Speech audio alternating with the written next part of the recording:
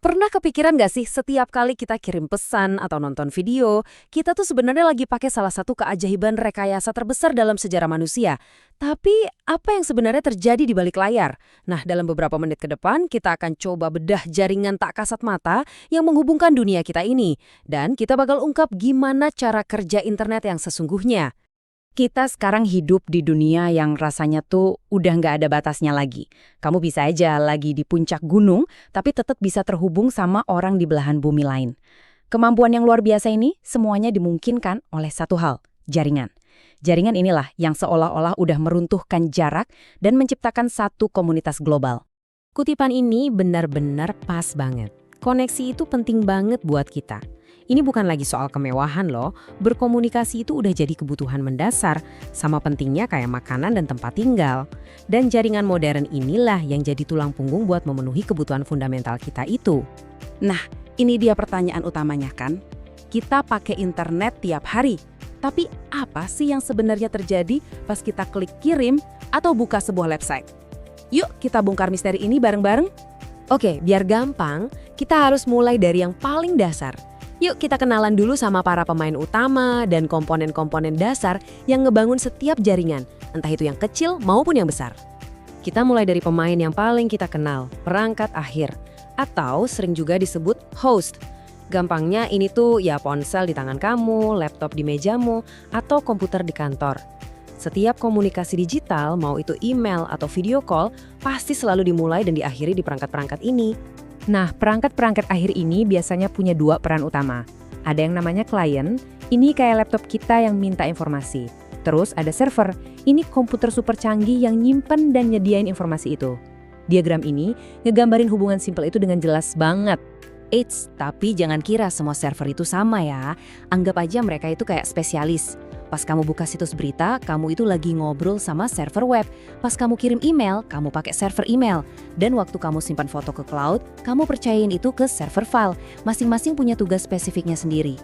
Oh ya, selain model client server tadi, ada juga yang namanya peer-to-peer. Di sini nggak ada server pusat. Jadi setiap komputer bisa jadi klien sekaligus jadi server. Ini bagus sih buat hal-hal yang simple, kayak berbagi file langsung ke teman. Tapi karena nggak ada yang ngatur secara terpusat, model ini jadi kurang aman dan susah banget diatur kalau jaringannya udah gede. Oke, kita udah kenal nih sama siapa dan apanya.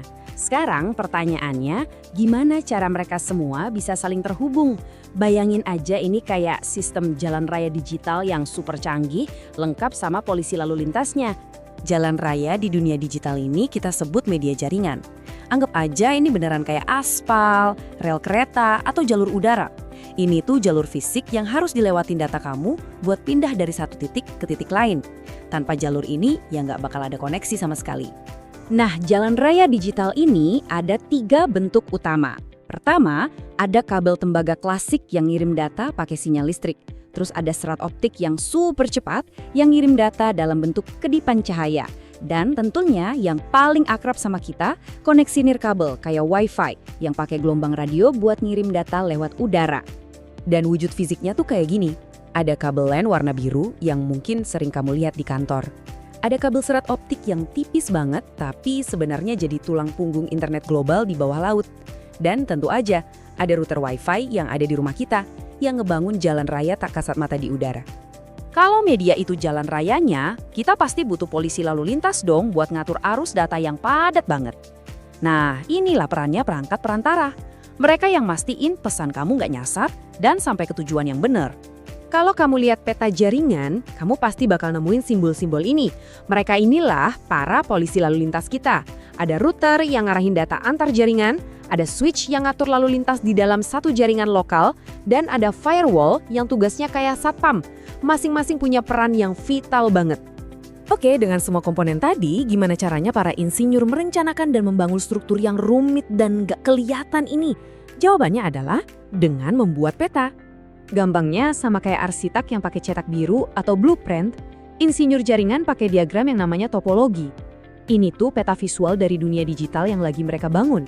Yuk kita lihat 2 jenis peta utama yang mereka pakai. Di sebelah kiri ini ada topologi fisik, dan yang di sebelah kanan namanya topologi logis. Kelihatannya mungkin mirip, tapi sebenarnya mereka menceritakan dua hal yang sangat berbeda. Cara paling gampang buat bedainnya itu pakai analogi ini.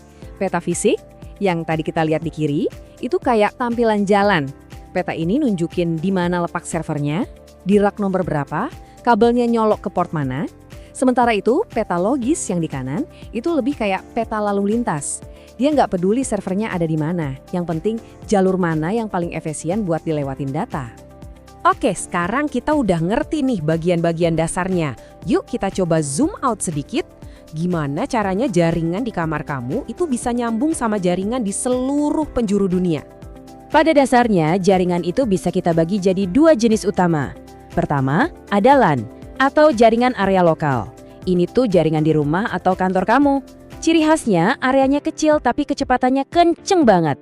Terus ada WAN atau jaringan area luas yang merupakan jaringan raksasa yang hubungin banyak LAN di berbagai kota atau bahkan negara. Nah, diagram ini ngejelasinnya dengan pas banget. WAN itu pada dasarnya adalah jaringan yang dipakai buat ngehubungin banyak LAN yang terpisah. Jadi jaringan WiFi di rumahmu itu satu LAN dan jaringan di kantormu itu LAN yang lain. WAN lah yang menyambungkan keduanya. Jadi, apa itu internet? Sederhananya, internet adalah WAN terbesar dari semuanya. Dia adalah jaringan dari semua jaringan. Kumpulan global dari jutaan LAN dan WAN yang saling terhubung. Dan bagian yang paling keren adalah nggak ada satu orang atau satu perusahaan pun yang memilikinya. Ini adalah hasil kerja kolektif seluruh dunia. Oke, jadi mari kita rangkum semuanya. Waktu kamu kirim pesan, perangkatmu, si pemain, mengirimkannya lewat media kayak Wi-Fi si jalur. Terus, para perangkat perantara, si polisi lalu lintas, akan mengarahkannya melintasi LAN lokalmu, keluar ke WAN yang lebih luas, dan akhirnya sampai ke server tujuan di belahan dunia lain. Semua ini terjadi cuma dalam hitungan milidetik. Luar biasa ya. Struktur global yang super rumit ini dibangun cuma dalam waktu beberapa dekade aja.